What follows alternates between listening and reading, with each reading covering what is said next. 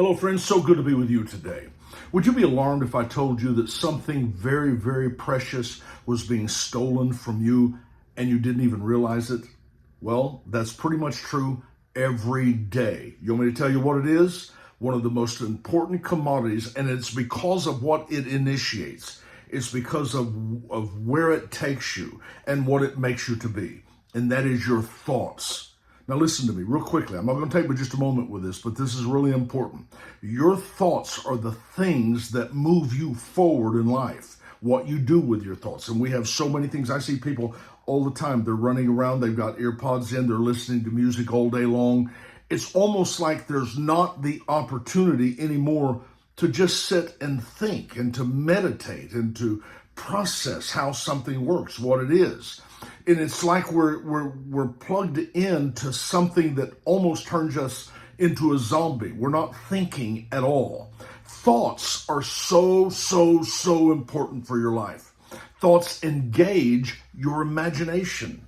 You want your imagination to be engaged? You're going to have to begin to think, because imagination causes creativity to kick into gear. There's a lot of things I would love to have in my life, but the fact is my imagination is never engaged to make creativity even help bring that to pass. See, what happens is whenever you have your thoughts that engages your creativity, your imagination, which opens up your creativity, that lays out a path and a roadmap for your destiny. That's how important it is. And it tells you where you're going and how you're going to get there.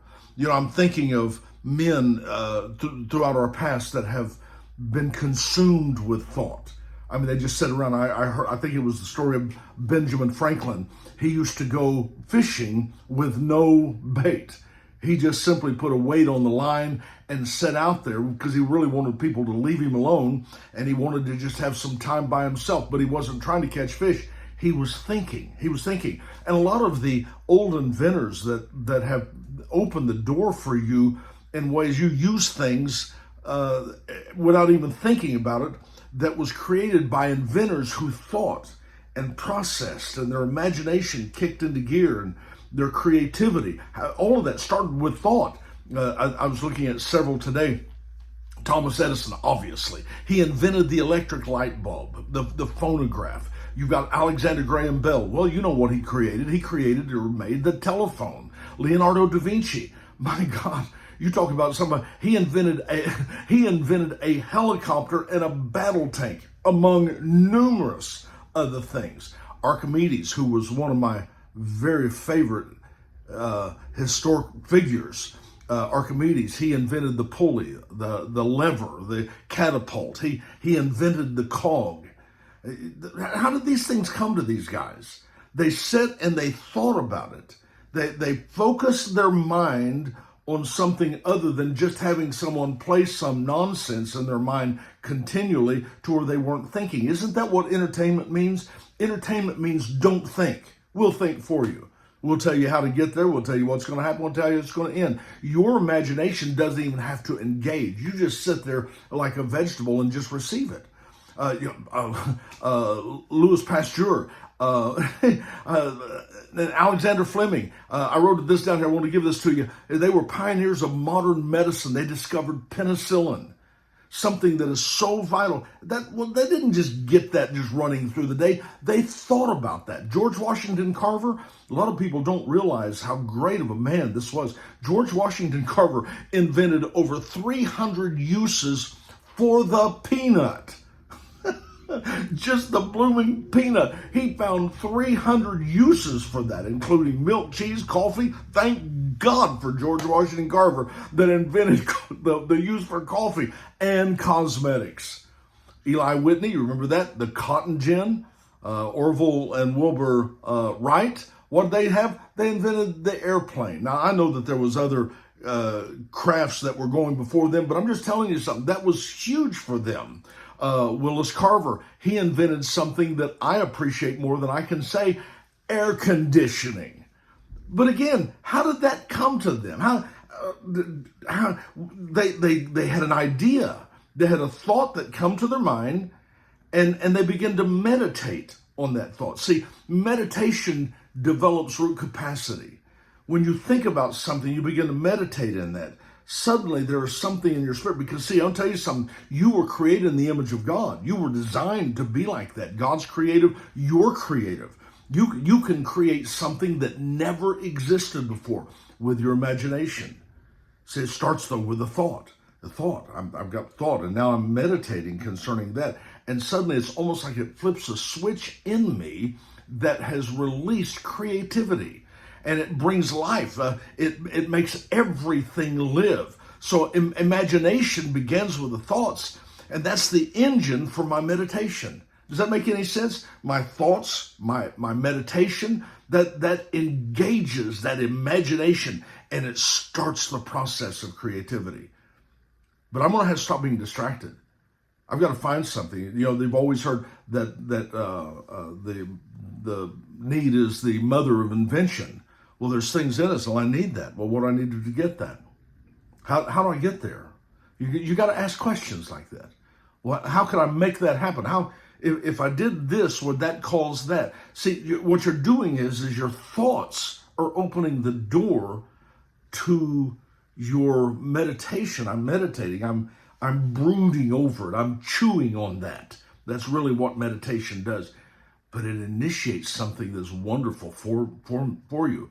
And that is it causes that miracle thing of creativity and imagination and creativity to come alive on the inside of me. So that's very important for you. I mean, can you see that? Your thoughts are so important for you. Stop being distracted and letting other people give you their thoughts. Now, you might take someone's thoughts. In other words, I might tell you something that's very important for your life. I might steer you in the right direction, but you still have to take what I said and sit down and brood over that a little bit. You're going to have to brood over. You're going to have to let that just process. You meditate. Spend 20, 30 minutes to where you're just processing. You're just, you got your eyes closed. Maybe you're just thinking. You're just imagining. You're allowing something to happen. But see, here's the problem, real quickly. Here's the problem. How many of your thoughts are negative? See, there's a lot of people today and they don't understand. They're building a house. They are. See, show me your thoughts, and I'm going to show you your destiny. See, your thoughts are going to start something in motion. And what you think about initiates a path in front of you that's going to take you there. And do you ever see somebody that's all they think about is revenge or anger or frustration or mad about this and mad about the government, and that's all they think about? They listen to the news and they allow themselves to get frustrated to where all they're doing is they're meditating about things they can't change. See, now you can vote, if we're talking politically, you can go do that kind of thing.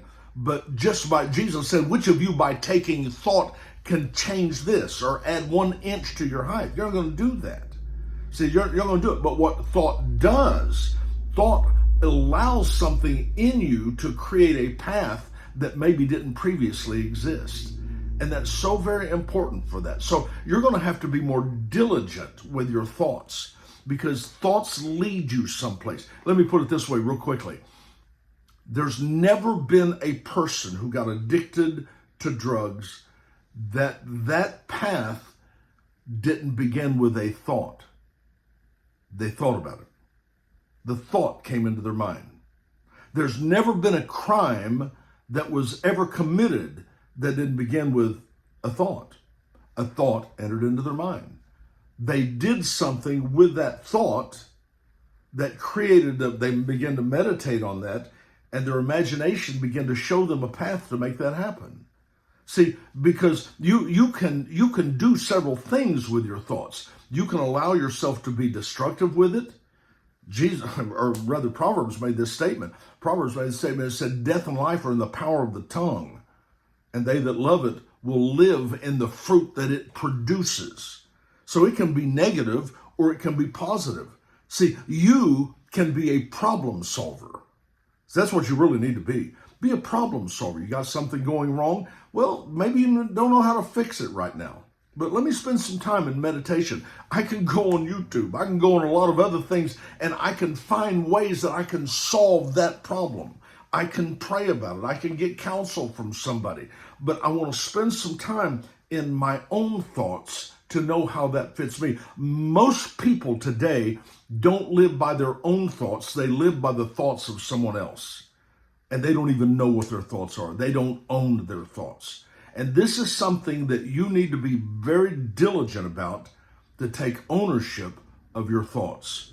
Because your thoughts can bring complete destruction, or it can bring the most wonderful and incredible experience in life that you could even imagine, starting with your thoughts. So what you have to do, matter of fact, let me just give you a scripture. To flip over where it is in Corinthians, he said, we're casting down imaginations and every high thing that exalts itself against what God said about me. See, there's imaginations. People will say something, and those imaginations begin to build. Well, where did those imaginations come from? They started with a thought. They started with a thought, meditation, and then imaginations. Now I'm expanding on that. I'm expanding on that. And it can take you the wrong way to where the Bible said you got to cast those things down. You're going to have to deal with them. So it starts with a thought. Somebody says, I can't do it. Do not go there. It starts with a thought. So start where you are by getting the right thought. Where do you want to go? Let that be your thought. And then begin to initiate that thought with meditation. I want to think about how I can get there, how I can make that happen, how I can get what I want. It may not look right now, but my thoughts are going to bring me into the place of meditation and creativity where I can make that happen. It starts with a thought. So come on, get off the sofa, put your music up, put some other things, figure what it is you need to think about, and then let those thoughts brood in your mind. Think about it. Meditate. The capacity, that's also the gateway into the spiritual dimensions that you don't even understand. The thoughts that you have, the mind is so broad. I mean, I get to where I get tongue-tied even just thinking about how to describe how complex and how broad the mind is. I had gosh, now see, I wish I had my materials with me. I was just listening the other day, and they were talking about the connections in the mind. There's as many in the mind as there are stars in the Milky Way system. And your mind is phenomenally complex, but you'll never find entrance into the capacity of your mind if you don't start your thoughts and learn what meditation does. Meditation takes you someplace. See, people that are mad all the time, you see them, they're just mad. They're just stewing. I've been thinking about this all day long. Well, what you've been doing is you've been meditating on it all day long. See, and then you begin to think of ways, well, what am I going to do about that? Well, then your creativity starts in. So don't let, well, somebody did something wrong to me. You're going to have to decide which world you want to live in. That's all there is to it. And you can be pitiful and sit in the corner with your thumb in your mouth until they bury you, until your life is over. Or you can get up off the dust, shake yourself loose, and get out and go make something wonderful happen for you. The choice is yours. It starts with your thought. What do you want to do? Come on, I'm calling you. I'm begging you. Quit pouting. Quit making excuses. Well, I was born on the wrong side of the tracks. I was this, I was that. But if only I'd have had that instead of that. Stop it. It starts with a thought. I gave you a list of inventors. You need to go on the internet and just pull up those that have invented great things. That didn't come to them in 15 seconds. They thought about it. They tried and failed, tried and failed, tried and failed, frustrated and failed, but they stuck with it until finally, boom, success. You can do that. You're called to do it. You're called to more than you've been living in. God's got something for you. All right, let's go for it. I'll talk to you next time. Bye-bye.